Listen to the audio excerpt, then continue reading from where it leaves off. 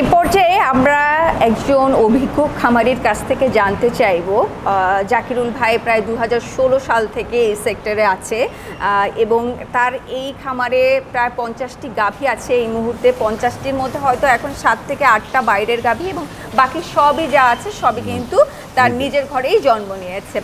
এখন আমি তার কাছ থেকে জানতে চাইব যে একটি ভালো গাভী চেনার উপায় জানতে চাইব এবং একটি ভালো গাভী বলতে আমরা আসলে কি বুঝি জাকিরুল ভাই? একটি ভালো গাভী কি অনেক বড় সড়ো হতে হবে? তার ওজন, তার শারীরিক গঠনের উপরে কতটা নির্ভর করে একটা ভালো গাভীর পারফরমেন্স সব কিছু। এবং অনেকের ধারণা ওলান যত বড় হবে গাভী হয়তো দুধ অনেক বেশি দেয়, তো এটিও আপনার কাছ থেকে জানতে চাই। আসলে ওলান বড়র সাথে আসলে কিন্তু হচ্ছে কোনো দুধের কোনো বিষয় না। বিষয়টা হচ্ছে যে একটা ভালো জাতের গাভীর দেখবে যে পিছনটা একটু চড়া থাকে, একটু উঁচু থাকে আর কি। আমরা যদি এই জিনিসটা বলি, হ্যাঁ এইটার দ্বারা আপনার পিছনটা আপনার চড়া থাকতে হবে, ঠিক আছে না? এবং দেখেন যে ওলানের যে রগটা, এইটা দেখেন দুধের যে রগটা দেখেন এইদিকে যায়, মাথাটা দেখেন যায় চিকন আর কি, ঠিক আছে না? এবং কানটা থাকবে হচ্ছে ছোট এবং চামড়াটা কিন্তু হচ্ছে একদমই হচ্ছে রসুনের চুচার মতন হচ্ছে পাতলা আর কি। তো এই হচ্ছে গাভী চিনার হচ্ছে মূল বিষয় আর কি। উলান বড় হলেই কিন্তু হচ্ছে দুধ বেশি হয় না। দুধের বেশিটা হচ্ছে যে দুধের কিছু ক্রাইটেরিয়া থাকে যে গরুর যে আপনি চেনবেন, মাজাটা থাকতে হবে ওষাট, আপনার মাথাটা থাকতে হবে ছোটো, কানটা থাকতে হবে ছোটো। আপনি যখন দুধ দেবে তখন স্বাভাবিকভাবে এই দুধের রগগুলো আপনার হচ্ছে অনেক মোটা হয় আর কি। এটা হচ্ছে মেন গাভীর চেনার উপায় আর কি। সব গাভীতে আসলে এই যে জিনিসটা আপনি বলছেন এটা কিন্তু সব গাভীতে থাকে না। হ্যাঁ, আরেকটা কথা আছে, কিছু গাভী আছে যেগুলো ওলান আপনি দেখবেন যে দুধ দোয়ানোর আগে ওলান দেখছেন আর কি, আপনি দুধ দোয়ানোর পরে ওলানই খুঁজে পাবেন না আর কি। ওই গাভী কিন্তু 20 লিটার 22 লিটার দুধ দিয়ে যাচ্ছে আর কি। আবার অনেক ওলান আলা গরু দুধ দিচ্ছেন, ওলানই থাকতেছে, দুধ 15 লিটার হচ্ছে আর কি। তো সেই ক্ষেত্রে আসলে কিন্তু স্ট্রাকচারটা মেন বিষয়টা হচ্ছে যে আপনার গরুর প্রথম চিনার উপায় হচ্ছে মাজাটা ওষার থাকতে হবে। আপনার দেখেন যখনই দুধ দেবে তখন হচ্ছে মেনলি যে এই যে এইটা শীতটা যায়, মাথাটা হবে ছোট, কানটা থাকবে ছোট, আপনার চামড়াটা থাকবে হচ্ছে পাতলা আর কি। এই হচ্ছে মেন বিষয়। তারপরেও ওই যে পারফরমেন্সটা আর কি, ওই পারফরমেন্সটা যখন আপনার ইয়েটা আসবে আপনার এই বীজ থেকে যখন হচ্ছে পারফরমেন্সটা এর মার, এর দাদার, এর নানার, এর নানির, এদের যে যেটা আসে, এটা যখন আসবে তখন হচ্ছে অটোমেটিক্যালি একটা ছোটো বাচ্চাও কিন্তু বেশি দুধ দিয়ে যায়। আর অনেক বড় হয়ে গেছে হুষ্টু পুষ্টু সে একটা অবস্থা, ও কিন্তু ওকে আর দুধ দেবে না। আচ্ছা, মানে আপনাদের উদ্দেশ্যে বলি যত বড় গাভী তত বেশি দুধ না, হ্যাঁ ওটার পিছনে আরো অনেকগুলো বিষয় থাকে। হ্যাঁ, জেনেটিকের একটা ব্যাপার থাকে, হ্যাঁ আপনার খামারে এসে এটা ইনব্রিডিং হয়ে যাচ্ছে কিনা, অনেক কিছু ব্যাপার থাকে। আচ্ছা, আজকে ওই জায়গায় আমরা যাব না, ওই বিষয়গুলো নিয়ে আমরা কোনো বিশেষজ্ঞের সাথে কথা বলবো ইনশাল্লাহ। আজকে আমি একজন অভিজ্ঞ খামারের কাছ থেকে শুনতে চাই এ পর্যায়ে যে এই যে ওলানটাকে সুস্থ রাখার মানে বিষয়ে একজন খামারিকে কিন্তু গুরুত্ব দিতে হয়। সেক্ষেত্রে আপনি কিভাবে দেখেন? আসলে যখন দুধটা এরা দোয়ায় আর কি, আগে প্রথমে তো ফ্লোটা পরিষ্কার করে নেয়, নেওয়ার পর দুধটা দোয়ায়। দুধটা দোয়ার পরে আসলে স্বাভাবিকভাবেই তো আমাদের যেহেতু রাখাল দিয়ে করে, ওর উচিত হচ্ছে অবিচ্ছেদ দিয়ে হচ্ছে দৌড়ের ওলানটাকে হচ্ছে করে দেয়, কারণ ওরা তো দুধ দোয়ায় বাছুরটা ছেড়ে দিয়ে যায় আর কি।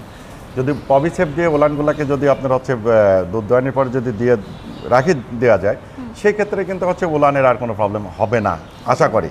তবে আমাদের এখানে কিছু কিছু সময় কী করে, ওরা যখন বাছুর ছেড়ে দিয়ে দুধ খাচ্ছে, বাকি দুধ দোয়ানোর পরে ফ্লোরটা আবার ফের নতুন করে পরিষ্কার করে খাবার দিয়ে ফ্লোরটা পরিষ্কার করে দেয়। কারণ এই গরু যতক্ষণ পর্যন্ত দাঁড়ায় থাকবে, মানে ওলান দুধ দেওয়ার পরে মিনিমাম 30 মিনিট 30 থেকে 40 মিনিট দাঁড়াতে থাকবে আর কি। আর সবচেয়ে বড় কথা যে ফ্লোরটাকে সবসময় হচ্ছে আপনাকে হচ্ছে পরিষ্কার রাখতে হবে, জীবাণুমুক্ত। যেমন আমার এখানে ওলানের সমস্যা খুব রেয়ার হয় আর কি। তার কারণ হচ্ছে সকালবেলা একবার হচ্ছে দুধ দোয়ানোর পরে স্প্রে করা হয়, সেটা হচ্ছে পটাশ হোক, ভাইরোসিড হোক, XYZ যেগুলো আছে, ফার্ম 30 হোক, এই টাইপের হচ্ছে জীবাণুনাশক আমি কিন্তু হচ্ছে কন্টিনিউ সকালে যদি আমরা একটা মেডিসিন দিই, বিকালে আবার আরেকটা দিই আর কি। সেটা আবার বিকালে দুধ দোয়ানোর পরে যখন গরুটার খাতি দিয়ে বাছুরগুলো বের করে নিয়ে ফ্লোরটা ধোয়ায়ে আপনারা হচ্ছে স্প্রেটা করে দেবে আর কি। এবার গরু খাবে, খাওয়ার পরে গরু যখন শুবে আর কি, তখন তো ফ্লোরটা স্বাভাবিকভাবে ভিজা থাকবে না, শুকনা থাকবে। এই শুকনার পরে শুলে পরে আসলে এইখানে আর কোনো ওলানের কোনো প্রবলেম হয় না আর কি।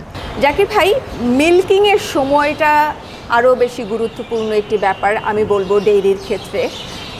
এই সময়ে গাভীর মনোযোগ স্থাপন করাটা, আমরা কিন্তু প্রশ্ন উত্তর পর্বে নেই, আমরা আলোচনা করছি। আমি হোস্ট এবং আপনি গেস্ট, আমরা দুজনের এই বিষয়গুলো নিয়ে একটু আলোচনা করছি।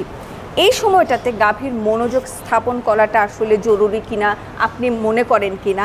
এবং আমার কাছে মনে হয় জাকিরুল ভাই, আপনি আপনার, যদি আমার মনে হয় আমার কথাগুলো ঠিক নেই তাহলে আপনি আপনার মতো করে বলবেন, যে এই মিল্কিংয়ের টাইমটাতে, মিল্কিংয়ের জন্য হয়তো 4 জন আছে, এই 4 জনকে কি আসলে ভাগ করে দেওয়া যায় কিনা, যে আপনি এই 10টা গাভীকে আপনি করবেন প্রতিদিন মিল্কিং, এই 10টাকে আপনি মিল্কিং করবেন, কারণ ওরা কিন্তু হাতটাকে চেনে, ওদের কাছে রাখাল কিন্তু খুব পরিচিত একটা ব্যাপার, হ্যাঁ, বন্ধুত্বের জায়গা কিন্তু নীরবেই হয়ে যায়।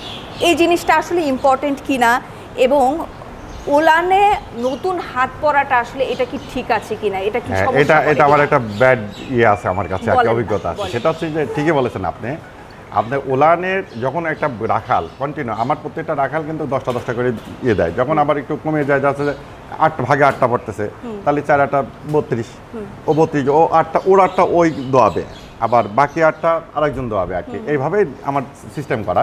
সেই ক্ষেত্রে আপনি যখন নতুন একটা ইয়ে আসে আর কি, রাখাল যখন আসে, তখন ও যখন হচ্ছে ও যে কীভাবে দুধ দোয়ায় এ তো জানে না। এটা আছে যে ও দোয়াচ্ছে সকালবেলা 15 লিটার দুধ হলো, এ দোয়ালে সকালে 8 লিটার দুধ হলো, তাহলে নিশ্চয়ই কোনো একটা কিছু, ওই সেই ক্ষেত্রে কিন্তু ওই উলানের হচ্ছে একটা ইয়ে আসে আর কি। এখন বাছুর ছাড়ি দিচ্ছে, বাছুর হয়তো 2 লিটার খাইলো বা 3 লিটার খাইলো, ওর বডিতে তো ওইটা রয়ে গেল আর কি। যখন গরু যখন একটা দুধ দেওয়ার প্রিপারেশন নেয়, তার তো মিনিট থাকে 7 মিনিট। আচ্ছা, এই 7 মিনিটের ভিতর তোর ওই দুধটা হচ্ছে দয়ে ফেলবে আর কি, কারণ যখনই ওলানে হাত দেবে বা বাছুর ওলানে মুখ দেবে, তখন তো বেরেন থেকে তো ছেড়ে দেয় আর কি। এখন এই রাখাল তো জানে না যে আসলে কতটুকু ইয়ে দিল, সেই ক্ষেত্রে প্রত্যেকটা ইয়েটা হচ্ছে এই ভাগ ভাগ করে দেওয়া, এবং উচিতও ভাগ ভাগ করা। যখন আমি একটা রাখাল যখন ছুটি যাচ্ছে বা 2 জন রাখাল যখন ছুটি যাচ্ছে, 2 জন যখন আবার ওর রিপ্লেসে আসতেছে, তখন দুধের কিন্তু অনেক হেরফের হয়, আবার আস্তে আস্তে ওর স্বাভাবিক হতে সময় লাগে। যেরকম যে রাখাল তার বাছুর যেটা দোয়ায়, তার নাম আছে, গরুটার নাম হচ্ছে আশা। এখন ও তো যায় বাছুরের ডাকে আশা, আশা বললে ওই বাছুরের দিক থেকে এর কাছে মার কাছে আসে। এবার আরেকজন লোক ডাকলে ওর কিন্তু ওই তখন আর খালি খোঁজে যে ওর মালিক কিরা, ওর মালিক কিরা, ও চিন্তা করে আর কি। অবশ্যই এটা খেয়াল রাখতে হবে দুধ দোয়ানোর জন্য, যার যার ভাগে সে দোয়ালে পারে দুধটা হচ্ছে কন্টিনিউটা সঠিক থাকে আর কি। এটাই হচ্ছে।